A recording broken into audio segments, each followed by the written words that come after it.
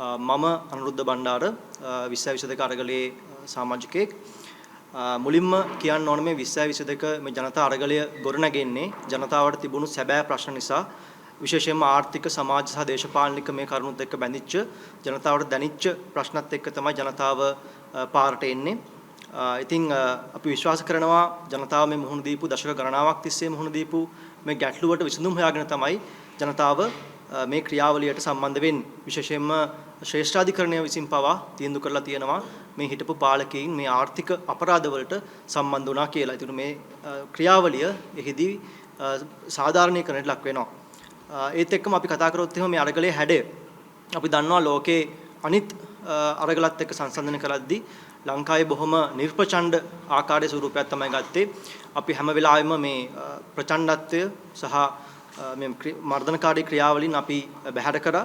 ඉතින් නමුත් අපි දන්නවා මේ ස්වභාවය ඇතුලේ වුණත් විවිධ පාර්ශ්ව විශේෂයෙන්ම රජය සහ ඒ රාජපක්ෂ පාලනයට සම්බන්ධ දාමරික කණ්ඩායම් විවිධ අවස්ථාවලදී මේ අරගලකරුවන් කෙරෙහි මර්ධනය දියත් කරා, ඔවුන්ව හිංසනයට ලක් කරා. ඉතින් මේකේ එක තැනක් තමයි මේ මැයි 9 ඉදිරි වෙච්ච ප්‍රහාරය.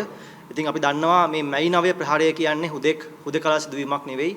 ඔවුන් දින ගණනාවක් තිස්සේ සැලසුම් කරලා රට වටේම හිටපු තමන්ගේ දාමරිකයින්, පාක්ෂිකයින් අරලේ ගහ මන්දිරයට කැඳවලා ඔවුන්ට මත්පැන් වලින් සංග්‍රහ කරලා ඔවුන්ව කලබල කරලා ඔවුන් මුදා හැරියා මේ ගාලමුදර අරගලයට නැත්තම් ගාලමුදර පිටියේ හිටපු ක්‍රියාකාරීන් පහර දෙන්න. අපි විශ්වාස කරනවා මොවුන්ගේ අරමුණ වෙලා තිබුණේ මේ හුදෙක් මේක පහර දීලා ඉවත් කිරීම නෙවෙයි. මේක එතනින් නොනැවතුණා නම් සමහරට මුළු රටේම මීට වඩා ලොකු ප්‍රචණ්ඩත්වයක් දියත් කරන්න තිබුණා. මොකද ඔවුන්ගේ ඉතිහාසය අපි දන්නවා. ඉතින් මේ අවස්ථාවේදී මේ රටේ ජනතාව මේ තමන්ගේ ක්‍රියාකාරීන් වෙනුවෙන් ඉදිරියට ආවා. ජනතාව කැළඹීමට ලක් වුණා. ජනතාව ආවේගයට ලක් වුණා. විශේෂයෙන්ම නිර්පචණ්ඩ අරගලකරුවන් කෙරෙහි දියත් කරපු දාමරික පොළු අරගෙන කරපු ඒ හිංසාව සම්බන්ධයෙන් ඉතින් මෙතනදී අපි දැක්ක විශේෂ දෙයක් තමයි රටේ ආරක්ෂාව බාර පොලිසිය ඒ දාමරිකයින් සමග එකමුතුව ක්‍රියා කරා. ඒතර මෙතනදී රටේ ජනතාව තුළ මේ පොලිසිය කෙරෙහි තිබෙන විශ්වාසය බිඳ වැටුණා.